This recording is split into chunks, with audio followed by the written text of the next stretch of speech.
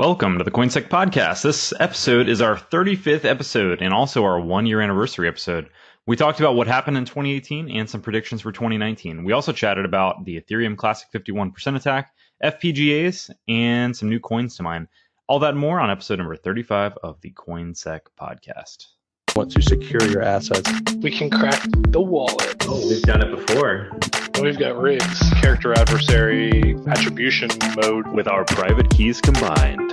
Building some kind of blockchain super weapon. There's just a number of vulnerabilities that are in the smart contracts. Math. It's probably secure. They all secretly mine cryptocurrency. What coin can I trust? Which one is cryptographically secure? Don't roll your own crypto. CoinSec podcast. The CoinSec podcast is a podcast about cryptocurrency and blockchain technologies with a focus on securing them. Don't let the hum of our dual-purpose crypto miner / password crackers in the background disrupt your listening pleasure. Today, I'm your host, Bo Bullock, and I have with me Ralph May. What's going on, Ralph? Finish that sip. Finish it. I see it. What is going on? How you doing, man? I'm good. How are you? Doing great. Doing fantastic. I guess before I even introduce Steve, I want to apologize for the delay between now and the last episode that we recorded. We had a lot of stuff going on. I'm sorry, loyal listeners, for not being around, but we're here. We're here. And with that, what's up, Steve? Hey guys, I'm hanging in there. I'm on nighttime assessments this week, so I'm struggling a little bit, but I got a monster here in front of me, and I'm making it happen. Well, we're here with you, man. We're here in the night, recording this super late because we thought Mr. Mike Felch was going to show up, but it's just us. And hopefully, live on the show, I'll have to use my password cracker / mining rig to crack some passwords. So nice. We'll see what happens. Bo, just so you know, I accept your apology as a fellow listener. Thanks, buddy. I demand. I'm the opposite. I demand more content. I know. I need the coin of the week. I need to make some money in 2019 because 2018 was a total bust and all my money is gone. So I'm depending on you, Bo, to leave. That's a lot of weight, man. That's a lot of responsibility on the shoulders you're putting on me here, man. I know. Sounds like you should have invested in Tether instead. Right. Hey, you're not the hero we want. You're the hero we need. Oh, whatever. Anyways. Yeah, it's been like I said, just the holidays in general are busy. I think around Thanksgiving time is basically when things just kind of like went haywire for everyone's schedules, because I know we tried to coordinate a few times, but it just didn't end up happening. But I was waiting the whole time. Yeah, I know. You of course you were, Ralph. Well, you know what? Maybe you should just film it by yourself next time. I will. You're like, screw you guys. I'm filming this by myself. I think like the whole episode will just be me talking about how you aren't here or something. Just a straight monologue. That'd be amazing. I think you could do it. I believe in you. Yeah, it'd be something. Oh man. So it's been an interesting year. This episode, for all you listeners out there, is our 1-year anniversary of CoinSec podcast. What? Yes.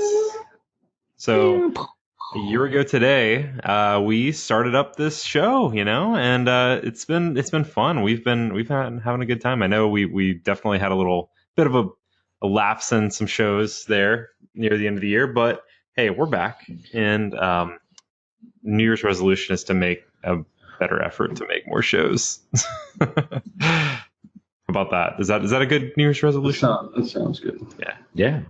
That's what I wrote on the wall. Nice. You wrote it on the wall. Yeah. I just don't want to have to repaint it. You have a whiteboard. No, I took the whiteboard down. I just wrote it on the wall. I can see the corner of the whiteboard. What? No, there's no Does he have a password on the whiteboard? Yeah. Oh no, that's blinds. That's his. That's Yeah, it says password 123 behind me, just in case. Those of you listening, we have our webcams up so we can laugh at each other's faces, but unfortunately, we're not doing it live where you can laugh at our faces. Yeah, I thought Ralph had a taxidermied head of his German Shepherd earlier, but he corrected me, just a statue, allegedly. Yeah, it's a statue, allegedly. Yeah. They put the camera on it. They're like, it's true. So I guess this episode, some of the things that we kind of wanted to do, were kind of take a look back at the year 2018 and kind of just to give a quick overview of some of the things that happened, some of the excitement, maybe some of the newer things that we're kind of looking at into 2019, and we'll see where it goes from there. Right now, the market is, if you listen to this show on this day, the first day that we did this show back in January of 2018, it's a very, very different market that we're seeing now. And it's we were so much more optimist back then. Oh man. Yeah. I'm sure we had happier tones and stuff. Yeah. I told you this was going to happen. Mm-hmm. Well, so the overall market cap as of today, which is January 10th of 2019, the overall market cap is $123 billion. The price of Bitcoin is at $3,683. The price of Ethereum is at $129. And the price of Ripple is at 33 cents. Which compared to, like, I have a screenshot here from 2018. And it's depressing. I mean, it really is. It's so, for example, the first thing is the overall market cap on January 9th of 2018 was $735 billion. Ooh, bring that back. Yeah, please. So we lost Tell me when that's gonna happen. $600 billion in a year in cryptocurrency. Where did all that go? Where is it just bad economy all around? Nobody? Yeah, I don't know. Or is it just people losing faith in cryptocurrency? Yeah, I think it was a lot of speculation that drove. I mean, there was no real liquidity in the market. The initial price. It was all speculation and pump and all that. And Mm-hmm. eventually, people were like, "Hey, maybe I should start selling," and then it just kind of kept snowballing from there. People first were making money selling the coins, and then and that's the difference. Like, it's not people aren't using they're not using these cryptocurrencies to buy goods. Right. They're just in it to try to make, speculative money off of, trading and charting and mining and stuff like that. Mm-hmm. And I think that, miners got to the point where instead of, holding on to coins and buying goods with them, they're just mine and sell to try to pay for their electricity costs. So all this money just kind of, it all changed to fiat. I think everybody's sold out. There's still no real good solution for walking into a store with your phone and buying stuff with cryptocurrency. I think that's going to be one of the big things, right? That changes that entire landscape is the day that I can walk into a store and use and it doesn't have to be Bitcoin, any form of cryptocurrency that is widely accepted. That would change it, I think, quite a bit. Yeah, absolutely. And it's kind of interesting to see countries like Venezuela who are pushing towards mass adoption of cryptocurrency, and people have to use it.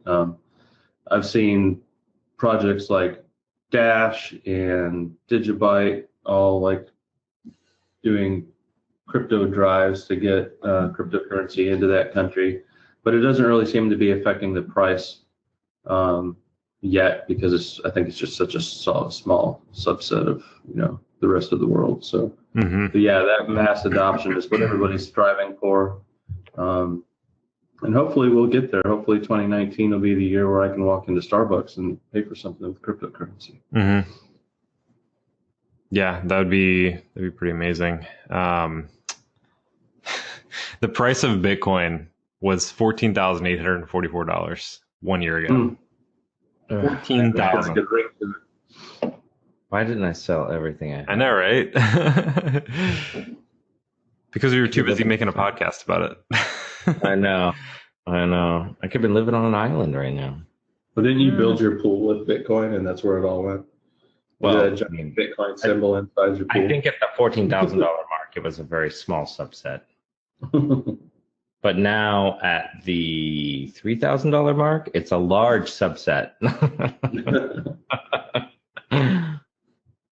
So yeah, now I'm poor. So let me take this poll real quick. Of the three of us, who has still been actively mining cryptocurrencies?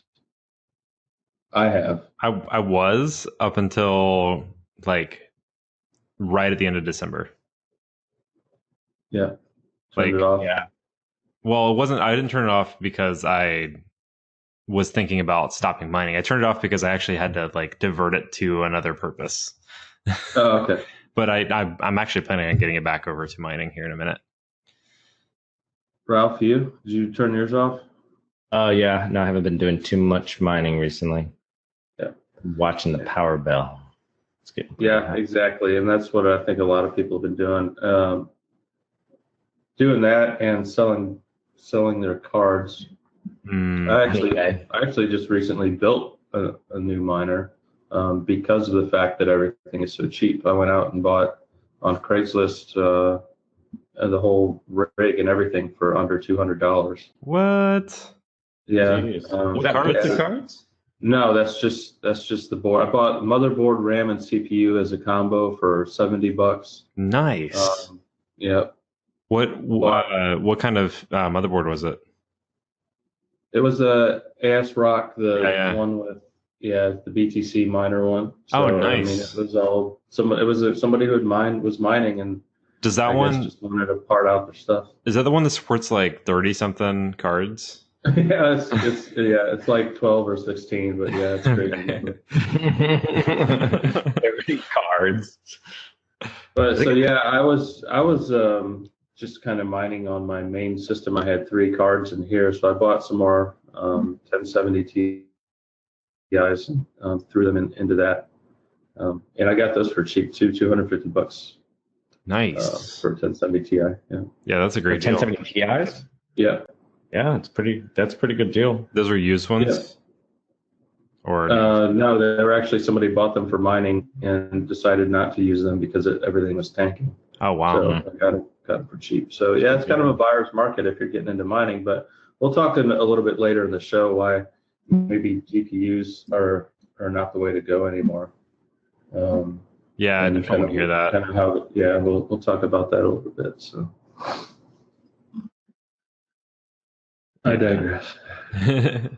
No, it's all good. I think the mining discussion is interesting because, like I guess if you're mining with the purpose of immediately cashing out and making, an investment on or making a return on your investment, like I get stopping because obviously like right now cryptocurrency's down, your power bill is not going to change. Yeah, you're definitely not going to make as much mining as you are paying that power bill. Mm-hmm. That's 100% accurate assumption. But then, and so a lot of people in what we're calling the crypto winter. Winter is coming. Yeah, winter is here for cryptocurrencies. They've switched to, instead of mining, for Bitcoin or mining Ethereum or mining to NiceHash, they've switched to mining or doing speculative mining, which is, hey, there's a new coin come out. Let's get on it before everybody else does. And you switched over to one recently, right? Yeah, and hopefully it'll take off at some point, and we'll make our money. But we're definitely not going to make money right now. So that's kind of the whole speculation part of it. Right. And I think as miners have been speculative mining on these altcoins, that they're kind of seeing their power bills and going away from it. But what's interesting is, so I switched to, there's a new protocol out. So not just a new coin, but it's called Mimblewimble. and it's kind of a big to-do in the dark underworlds of cryptocurrency right now. There's 2 coins coming out. Beam is one based on Mimblewimble, and Grin is based on Mimblewimble. Grin is about to come out on the 15th. So the Mimblewimble, is that like what the Bitcoin protocol, like the actual like layer itself where the transaction stuff happen? That's Mimblewimble. Absolutely. Yeah, the Mimblewimble is an entirely new protocol, and then Beam is the coin on top of that. Okay. So Beam actually uses the latest Equihash for mining. And so I thought, hey, I'm going to jump on this before everybody else does, and I'm going to mine the shit out of this coin. I'm going to make a bunch of coins and then cash out later once this puppy goes through the roof. So I jumped on to, and they're specifically trying to stay ASIC resistant as far as they can. So that's why they use the latest Equihash. But on day one, the hash rate was 1/3 the hash rate of the entire Monero blockchain. That's this crazy. coin. Wow. It is crazy. And what's more crazy about it is there were no pools on day one. Everybody was solo mining. What? Yeah. So I jumped in. How do people even find out about it?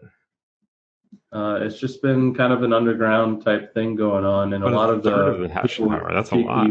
Yeah, with GPU farms and stuff like that, really jumped on it. Do you think? So you said it was 1/3 of the hash power of Monero. That's what I've heard. But it's a different hashing algorithm, right? Yes. So let's just say the like whether it's gigahashes per second. Okay, gotcha. Yeah. Okay. So so I jumped in. It wasn't I like couldn't third. even mine one coin in a day. It wasn't like 1/3 of the hashing power was diverted. It was like you're just comparing it. No, Okay. it's just comparing. Yeah.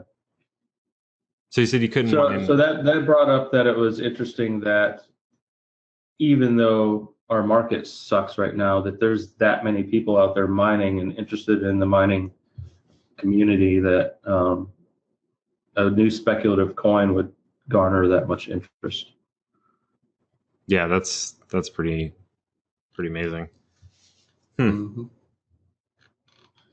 So Beam. So and I think that holds true for other cryptocurrencies. We might as well just talk about this now, but that we thought that with the price going down, that the hash rates of all of these coins would go down as well. People would be dropping out of the mining market and stuff like that. But we can look at the hash rate for Ethereum. And while after August of 2018, it did dip from almost 300K, that's gigahashes per second, down to where it's at right now, which is just under 200. Yeah. So it dropped quite a bit, but it's bouncing back up, and it's not nearly the drop that I think people expected. So there's still a lot of support. It's the hash rate's higher than it was in December of 2017, which is when everybody was making all the money and it was the boom. So it's still higher than that date. And the same goes for Bitcoin. And it's interesting because, I mean, historically, if you look at the timeline back to like 2014, it's done nothing but go up in hashing power until right around August of last year, which is interesting because, you know, the majority of the downward turn in terms of monetary value of all the coins, including Ethereum, happened earlier in the year.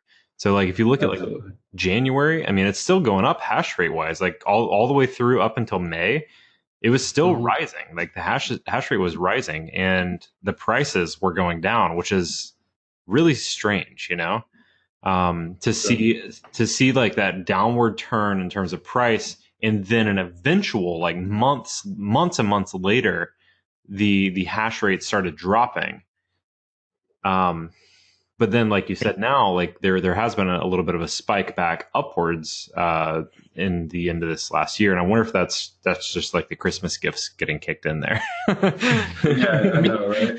Do you think that the hashing rate is increasing, like the cost per mega hash or whatever? Oh, you know. for sure. Yeah. I mean that's got to be a piece of it, right? So like Lord, yeah. we're seeing it go up even though the price is going down because it's cheaper to mine 1 mega hash of whatever it may be, right?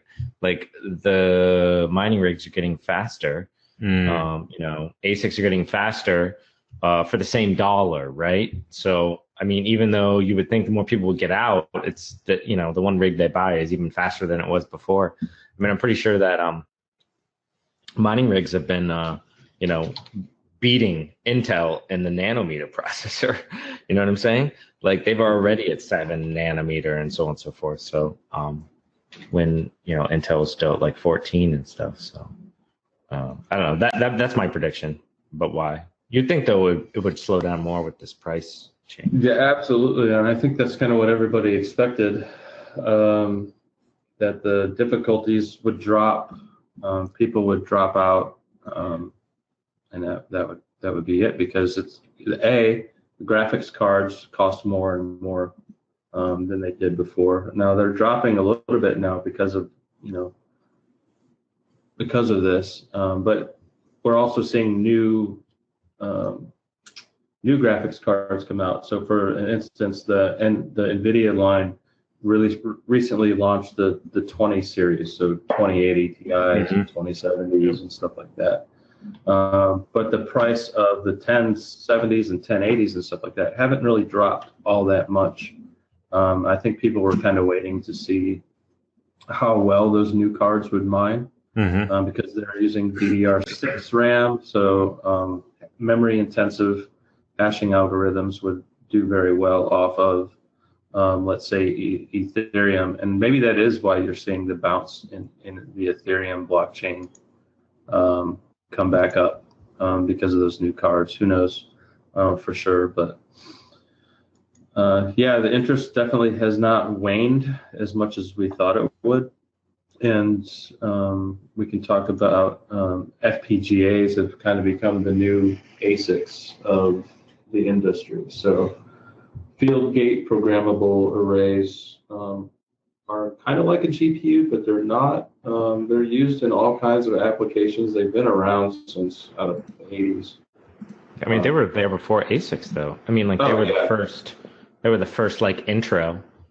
Yeah, but they're super difficult to program, and it's not like a chip is programmed for, like on an ASIC, the chip itself is made for a specific algorithm. On an FPGA, think of like little switchboards. There's just a bunch of little switchboards that switch from ones to zeros and stuff like that. And you have to program those. You can program it to do basically whatever you want. But they're called bit streams, but they're super hard to program. A couple of us from the CoinSec podcast channel have been kind of playing around with that, with these little nano FPGA boards, and they're super hard. So everybody waits for the next bit stream to come out, and everybody keeps the secret. And we saw that with there's an FPGA manufacturer who's created a FPGA called the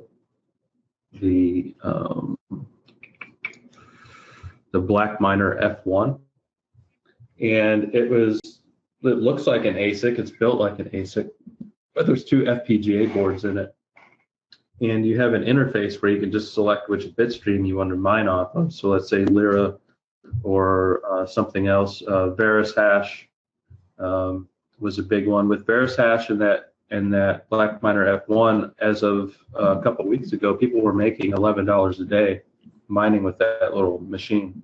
And those are prices that we used to make, you know, back in late 2017, with like nice hash, with just a couple cards. So the hashing power of an FPGA is tenfold what a GPU is. But like I said, if you don't hold the bit stream or get one right when it comes out, the hash rate for whatever that bit stream is for is going to almost double. So that's what this Varus hash for the Varus coin saw, is as soon as this Black Miner F1 came out, a bunch of people bought them. They cost $2,500 for Black Miner F1, and then people were mining this Varus coin for about $11 a day. So, not too long you could make your money back doing that. So that's why people were doing that. But as soon as the makers of that 7 days. yeah, 227 days, and in today's market, that's relatively quick to make your money back. Especially that the FPGAs are reprogrammable, not like the ASICs. So right. You could keep using this thing and switch to another coin. So now a lot of people with Black Miner F1s are questioning whether or not they should have them, supposedly because the Varus coin, which they were making so much money on, forked immediately as soon as they found out that Black Miner F1 had a bit stream for their coin. And that's the risk you run buying these specialized hardwares like ASICs and FPGAs that are limited on what they can mine. Because you might have a fork that just changes the algorithm. Absolutely. And then your investment becomes, just a hunk of metal sitting there not able to do anything. But FPGAs, if you can buy them, they're expensive. They're anywhere from $2,000 to $5,000 for one card. Wow. And if you can get on those coveted bit streams right when they're released, but everybody speculates that the people that create the bit stream create it, mine on it, secretively on whichever network they've created the bit stream for months before they release it to the public. So by the time that what exactly? It's worthless. So are you familiar with what the process is for how they go about creating the bit streams? Yeah, I've looked at the code myself and I've made my few trial attempts to see if I can make a bit stream, but it's basically written in kind of an assembly language. Oh, okay. And so you're interacting directly with the card. Okay, but you have to let's take like Bitcoin, for example. It's a very basic example, right? Like, so SHA-256 hash. Yeah. How does it relate in terms of like just using that hashing algorithm to create a hash? Like what is the difference between like using like a normal hashing algorithm like SHA-256 versus a bit stream?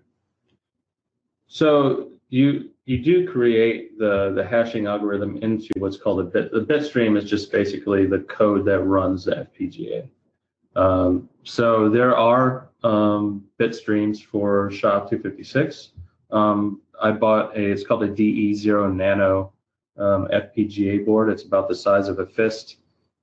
And there's actually it came out in 2012 was a bit stream for Bitcoin on that little board. And you can mine, I think it was 2012, 13, but you could mine even then that little tiny FPGA couldn't handle the Bitcoin network because you'd mine and you wouldn't make anything with it. It was just that's how much hashing power was already on the network. But so it's just a matter of programming for that, and I think there's just very few people in the world with the ability to program these bit streams correctly. Gotcha.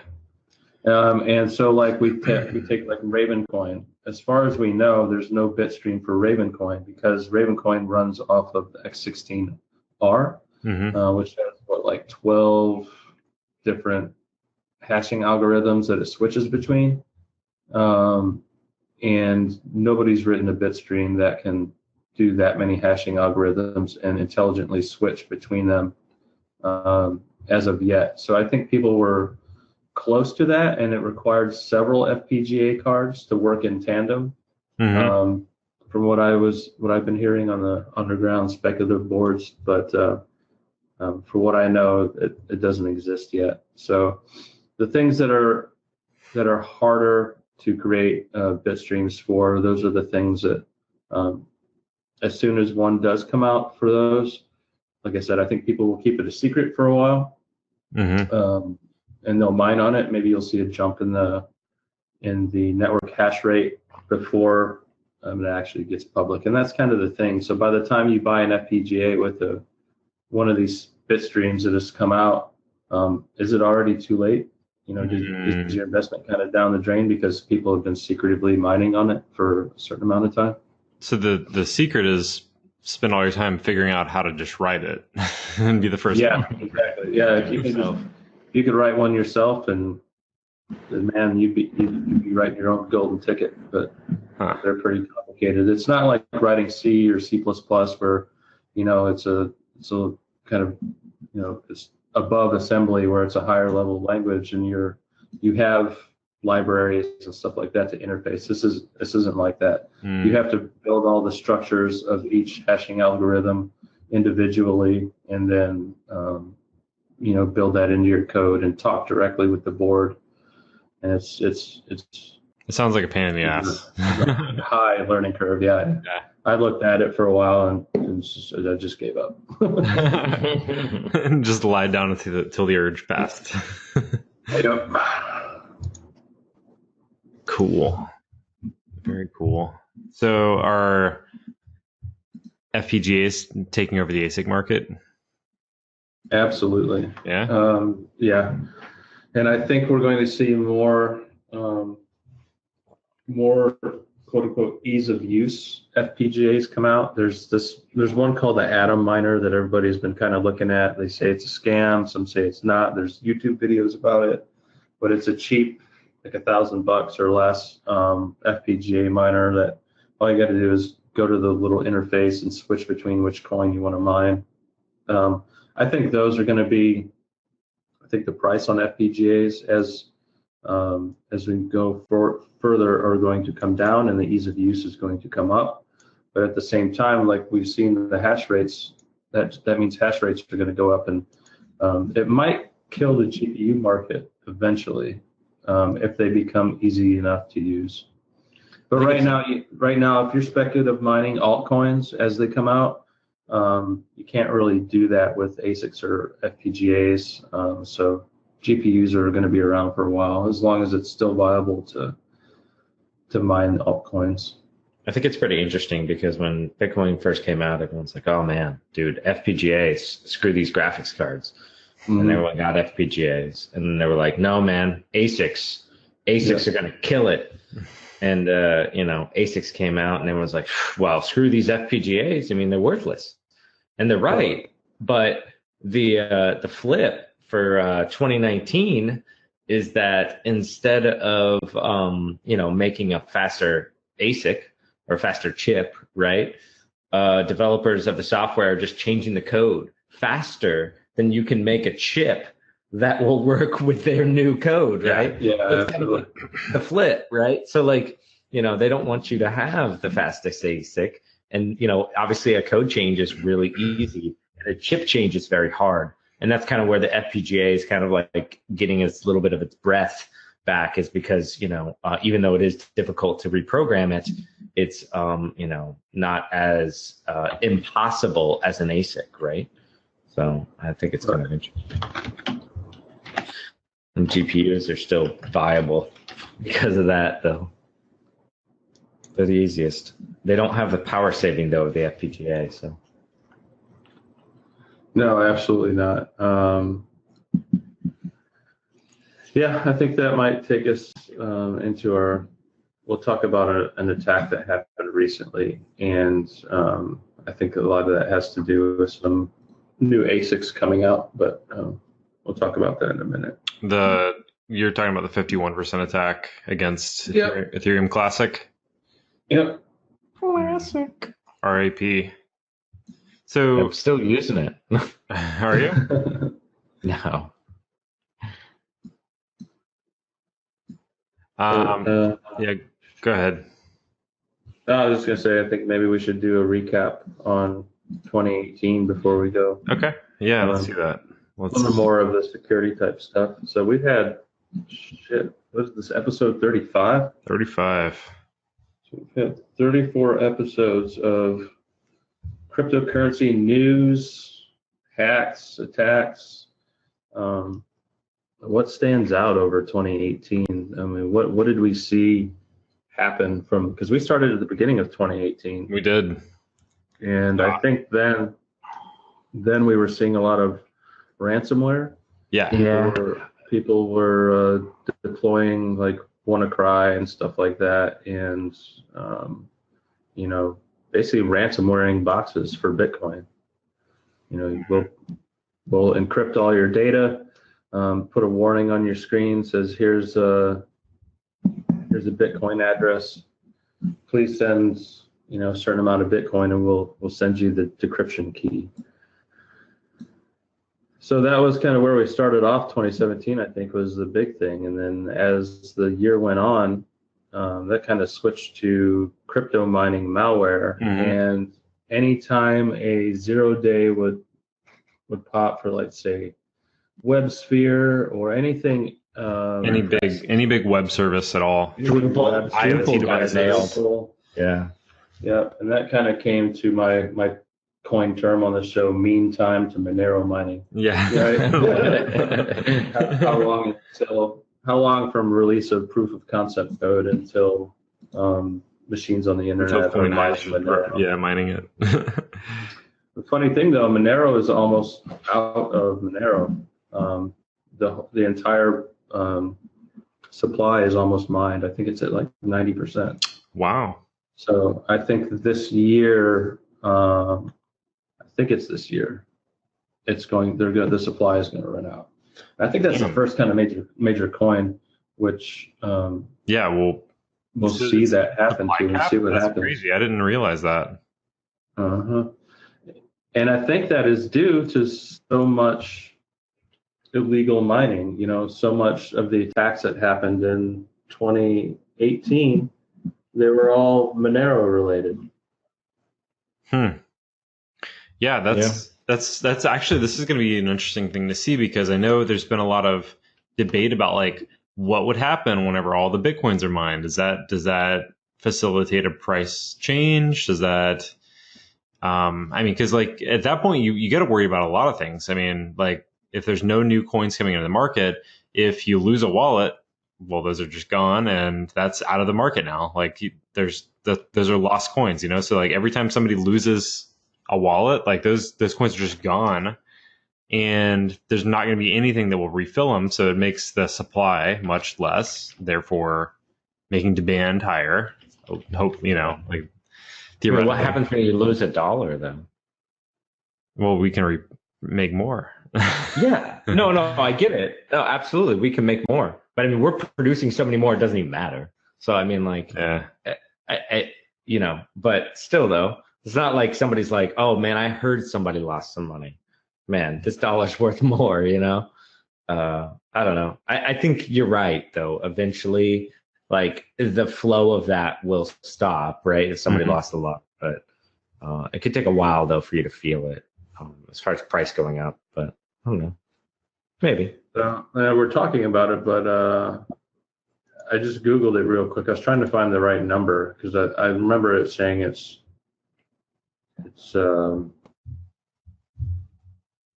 about 90% of its total supply has been mined already. But I'm seeing an article on Cointelegraph stating that previously people thought mining malware is responsible for a majority of that supply being gone, but now they're saying it's only around 4.36% of the total supply was mined from malware.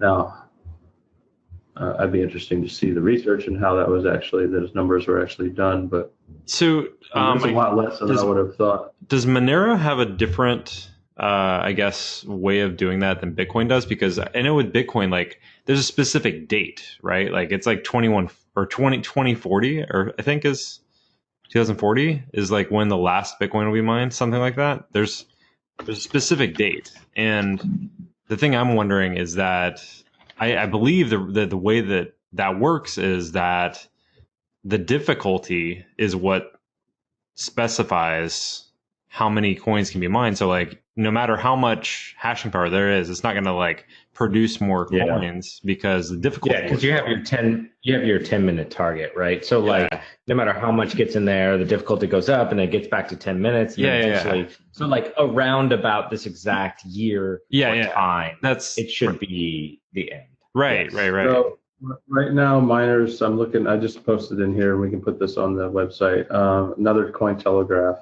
So if you click on that link, miners have now extracted 90% of privacy-focused cryptocurrency Monero and will net the remainder by May of 2022. Okay. Now, whether that was the date on where it capped out on that date, I don't know. I would have thought it would have been a lot longer than that. So that'll be, there's an ultimate supply of 18.4 million XMR. So far, a total of 16.6 million is available. Unlike Bitcoin, which has a fixed supply once all coins are mined, Monero continues to generate tiny 0.6 XMR blocks rewards definitely after 2022, a feature known as tail emission. So XMR won't completely go away. It'll continue to be mined, but with such a small reward for each block, who's going to really put the effort in, I guess. Yeah. Who's going to keep mining it if there's no reward? Like what happens? Mm-hmm. Like I think that's been the argument before about Bitcoin's longevity is who mines it if there's no reward to pass out to the miners. Yes, and this is what I've thought about for a long time. It's why I've mined speculative coins and held on to them. But once you've hit the limit, is it like a baseball card where there's only a certain amount left and you still have transaction fees, though. I mean, like a Bitcoin network, there's still transaction fees that can be charged, right? Sure. So the supply is going to continuously burn down, right? What do you mean? And just switching who holds it, but where does that? So so like it's not like Ravencoin where you burn off stuff. No, I mean you're not burning it to make the transaction, but you charge a fee. And then that fee goes to someone else. So like it'll be the same amount. I mean, minus anybody who loses their private key. But. Yeah, there's a paragraph in here that says, despite the feature, it is unlikely Monero will become an inflationary cryptocurrency due to the technically unlimited issuance of 0.6 XMR per block. And it says lost or burned coins, so you can burn Monero somehow, will likely equal more than the block reward within the same period. So that's what I'm saying is, as there's less coins on the market, does that make the value go up inherently? It should. Yeah, but it should. What's a coin worth? It's worth what I'm willing to pay for it. Exactly. Or its utility, right? Like how useful it is to use as a value or So I know that I've seen charts before, like, or infographics showing like with regards to Bitcoin and coins that were lost or destroyed, and then coins that are in wallets that have sat there since like the beginning of Bitcoin that haven't moved. And it's interesting to think about looking at the Explorer, like Monero's Explorer, after they the final coins are mined, because then you can go back and kind of trace like make an infographic showing exactly what coins are they haven't moved ever, like these are probably not going to go anywhere. These are ones that are maybe theoretically burned or lost now, and then like I'm sure there'll be some sort of tracker just showing here's the actual full supply at this point in time. I don't know, I think it'll be kind of interesting to see that. Yeah, I mean, I think I have like 20 Bitcoins that I've lost over wallets. Just gone. Mm-hmm. I don't have the private key anymore. I actually know what the public key is. There, yeah. Lost them on my mobile wallet. When I lost my phone, there it went because I didn't back up my key like a schmuck. Yep.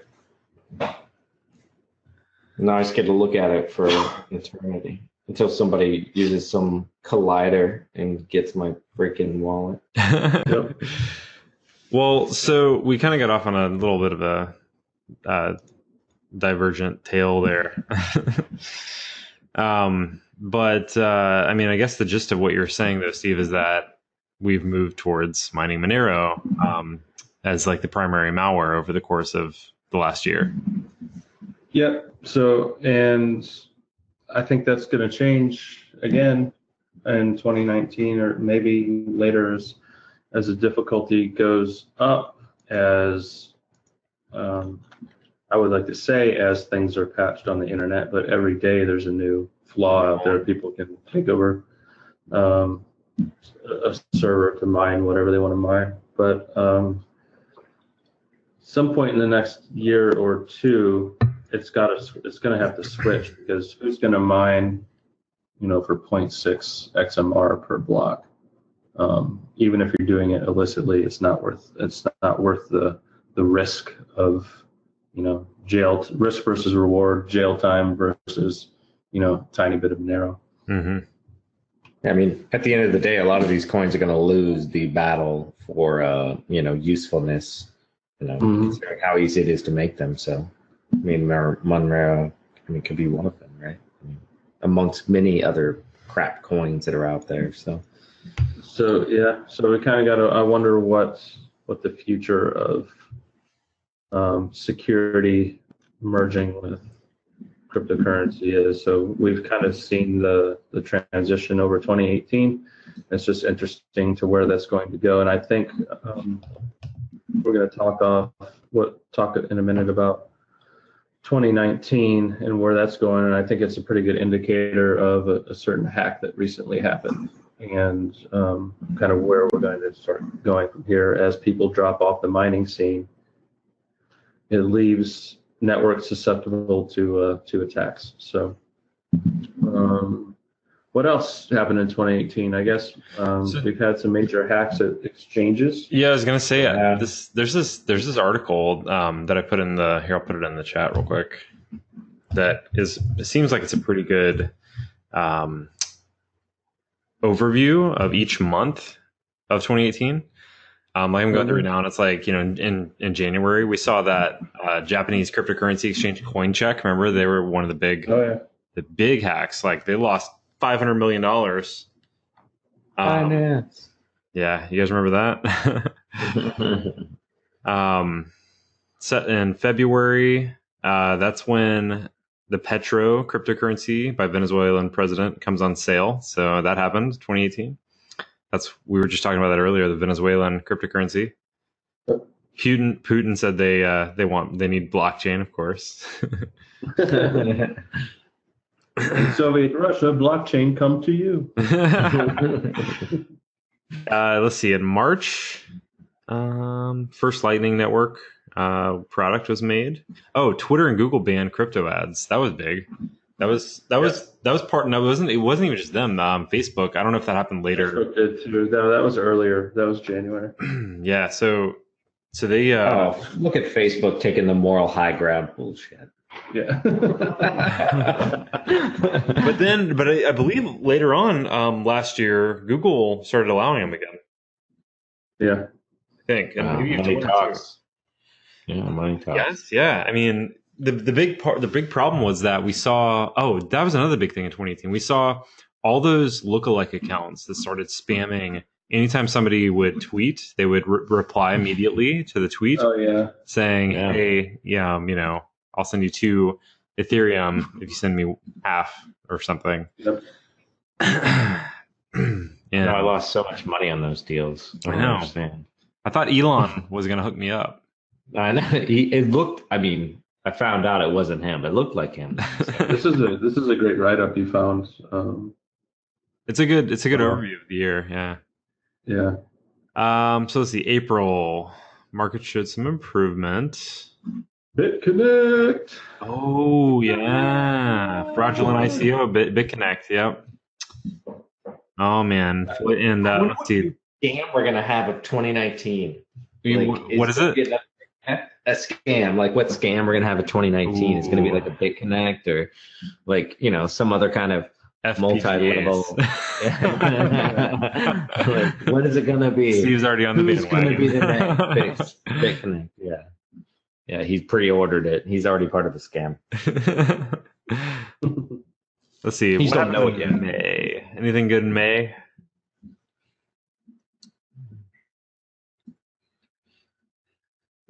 But it was Nothing pretty too crazy. uneventful. Yeah. Ooh, eventful June. Yeah, that was when BitHelm was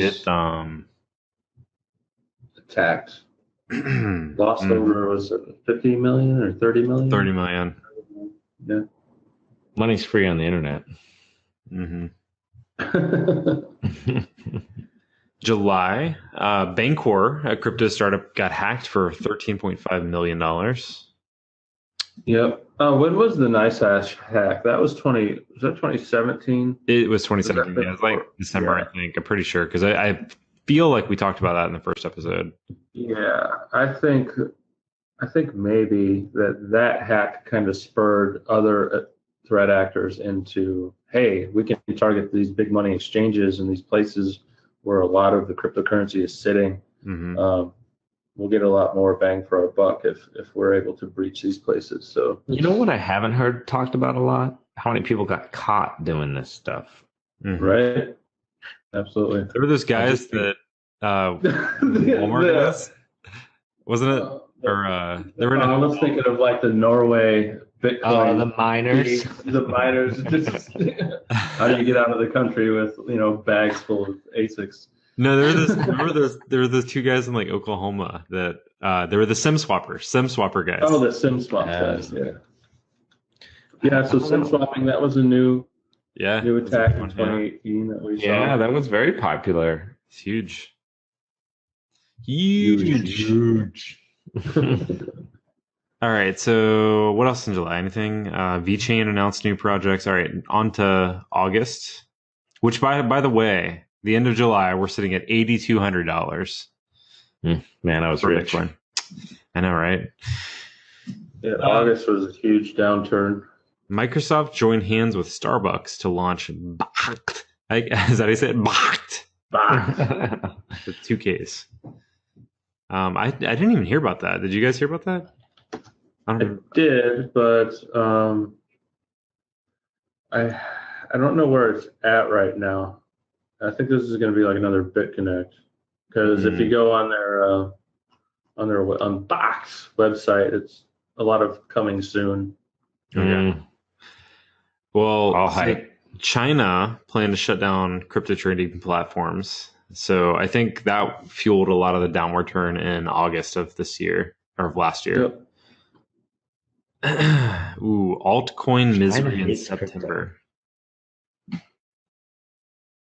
So, so September was when we had the new stable coins come out. So that's when the Gemini dollar came out.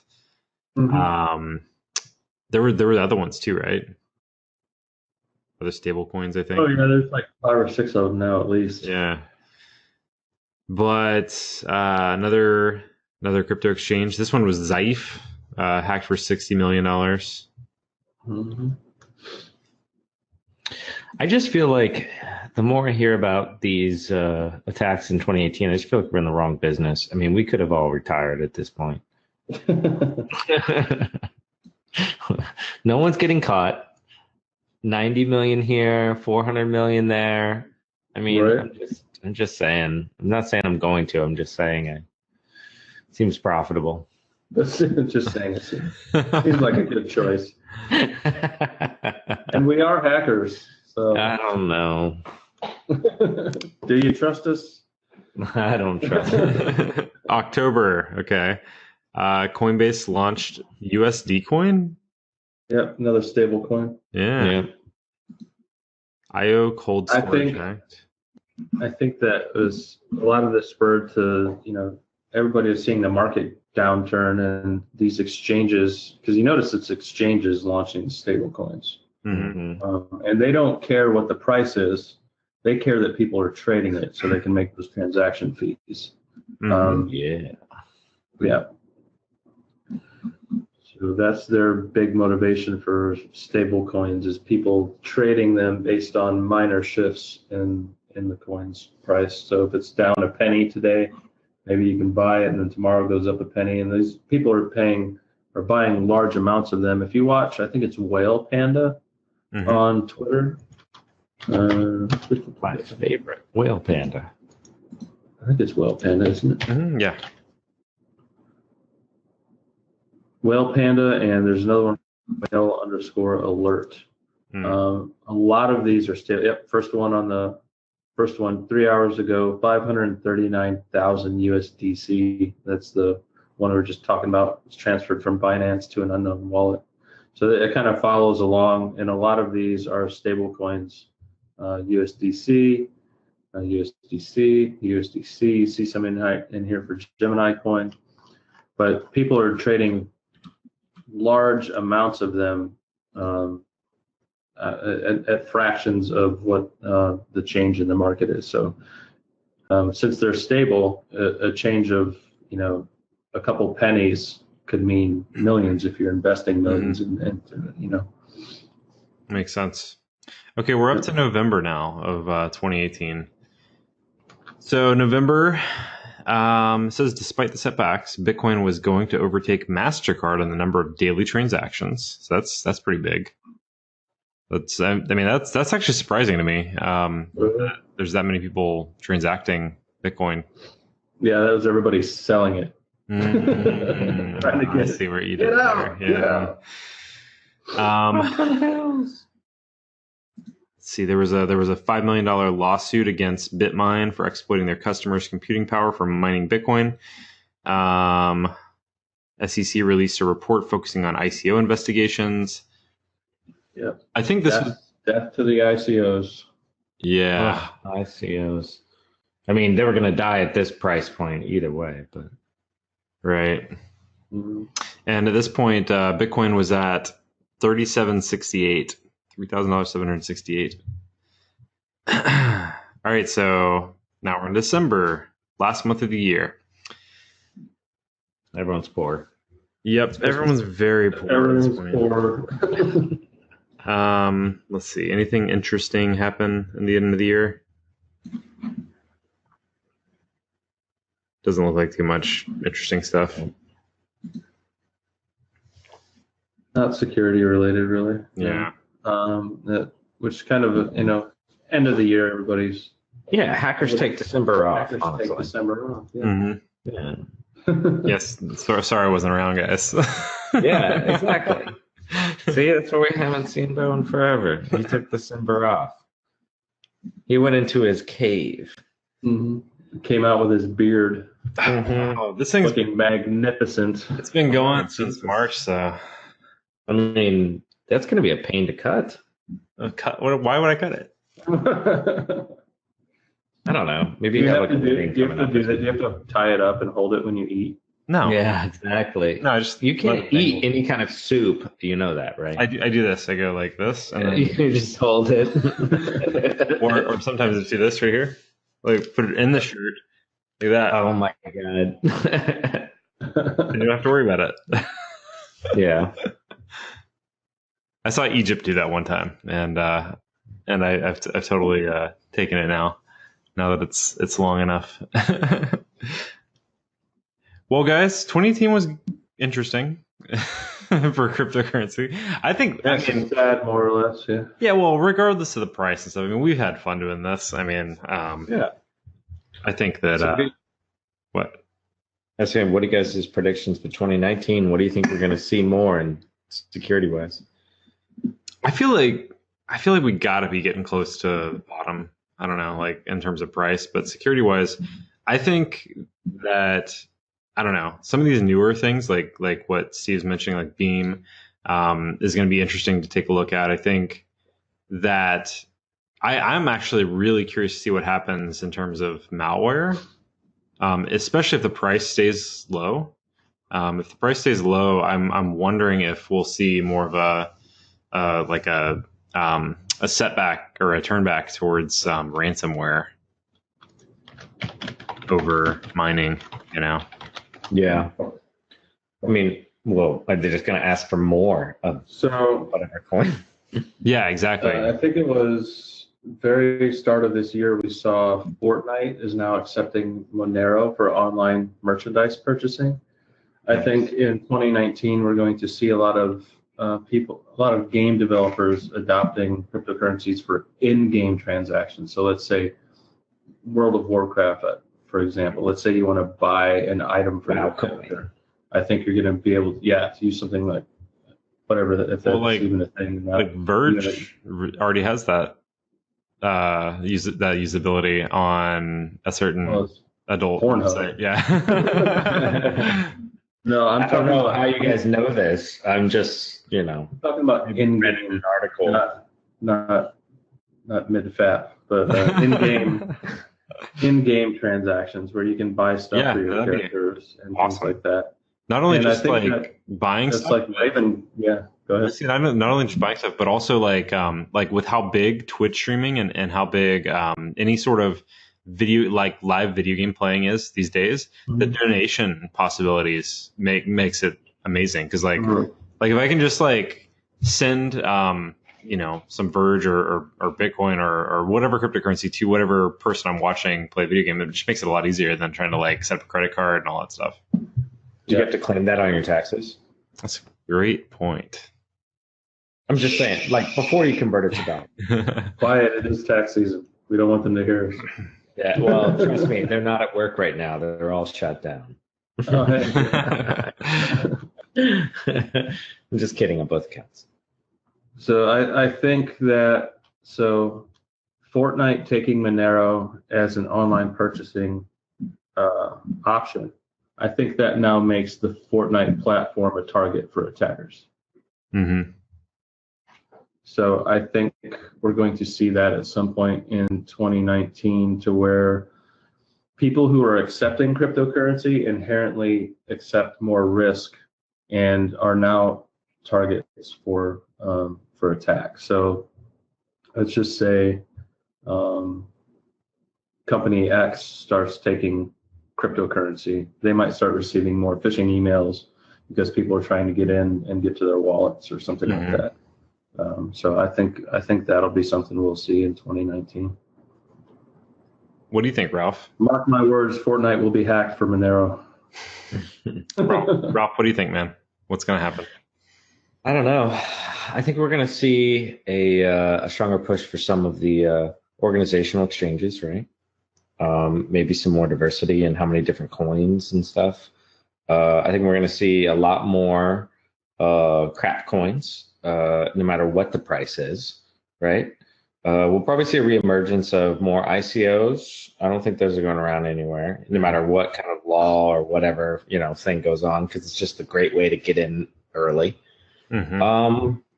And as far as the price goes, I don't know. I'll tell you one thing that I do believe in. I do believe that the price will come back.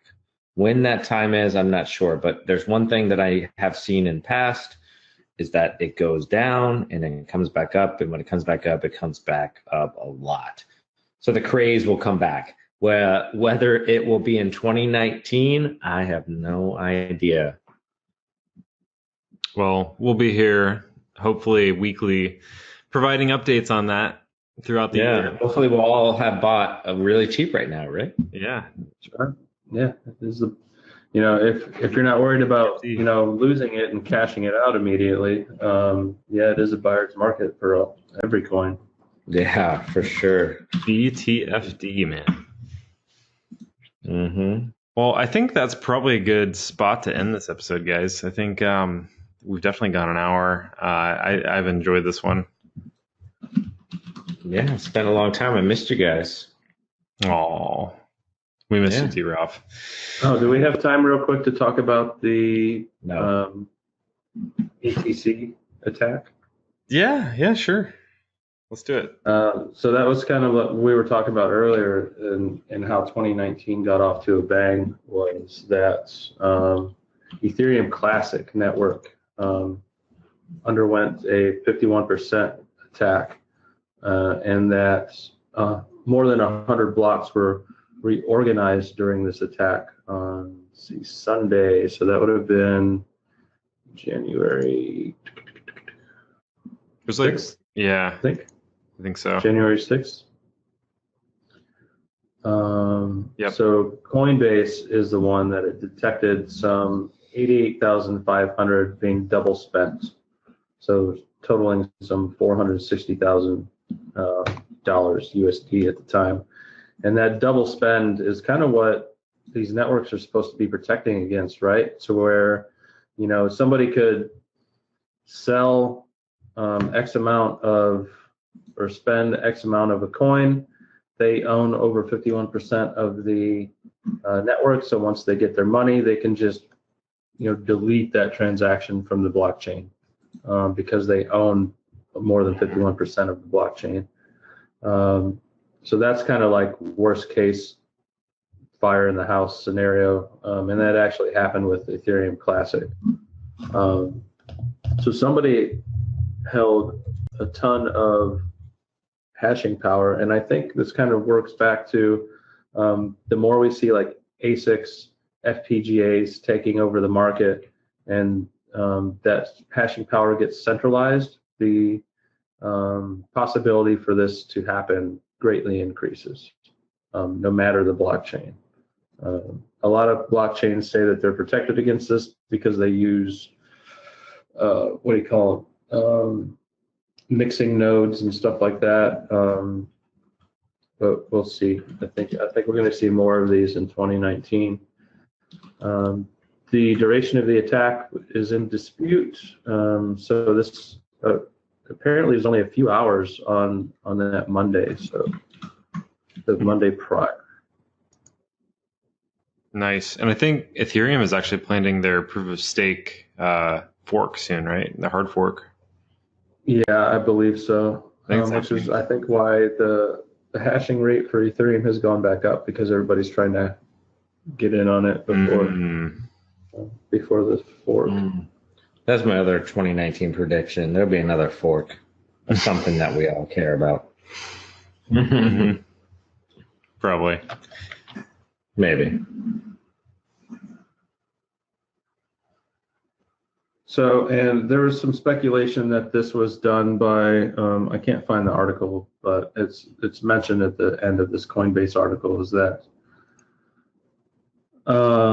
that the hash rate may have come from a crypto miner manufacturer called Linzhi, Linzhi, which has confirmed that it was testing new machines with a 1400 million hashes per second hash rate on Ethereum Classic. So, you throw a few of those or 100 of those that you're testing onto the network, and boom, you've got 51% of the network, and you can do whatever you want with it. Now, whether or not it was if it was them testing it, then who was doing the block reorganization if it wasn't them? You know what I mean? Because we've seen coins get 51% overtaken, but that doesn't necessarily mean that somebody's going to use that to their advantage. So somebody did. Yeah, so I think we'll see more of these in 2019, as especially on the altcoins. So projects kind of die off. We've speculative mined all kinds of weird ass coins. There's Bitcoin Diamond is one. There's all kinds of altcoins that people are jumping on the bandwagon for, and then after a couple months, the developers drop. Nobody's really supporting it, and then what happens to the hash rate? People quit mining it, and then all of a sudden you've got a few people mining it, and somebody has 51% of the network. They could certainly do an attack, but at that point, who cares? Because it's a worthless coin by that time. But so I think we'll see that happen to a lot of projects that are dying off. It was really interesting to see it happen to Ethereum Classic, because I don't think anybody really thought that this project was dying off. I know. So I'm pretty sure they had a very strong backing still. Alrighty. Well, anything else, guys? Nope. Happy New Year. Happy New Year. Here we are. Yes. Well, thanks for listening, and we will try to catch you guys next week. Make sure to follow us on Twitter at CoinSec Podcast. Keep an eye on CoinSecPodcast.com for links to the show. And subscribe to the podcast on your favorite podcast app. And if you like the show, leave us a review. And we will catch you next week. Guys, I will see you next Thursday. All right. Sounds good. Later.